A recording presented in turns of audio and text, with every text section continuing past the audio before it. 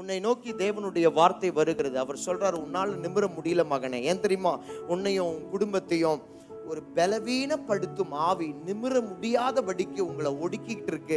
அதனாலதான் இன்றைக்கு உன்னை இந்த செய்தி கேட்கும்படியாக ஆண்டவர் வச்சிருக்கிறார். அவரால் விடுதலை கொடுக்க கூடும். ரொம்ப நாள் அவர்கிட்ட பேசாம இருக்கிறீங்க.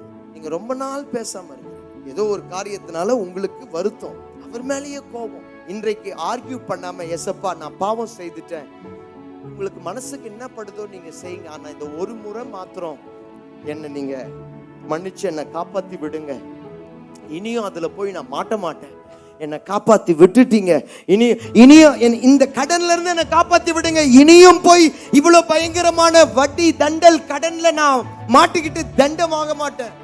ஒரு தடவை அவங்க வருத்தத்தை பார்த்து அவர் மனதுருகி, எவ்வளவு நல்லவர். கை தட்டி பிரைஸ், எவ்வளவு நல்லவர்.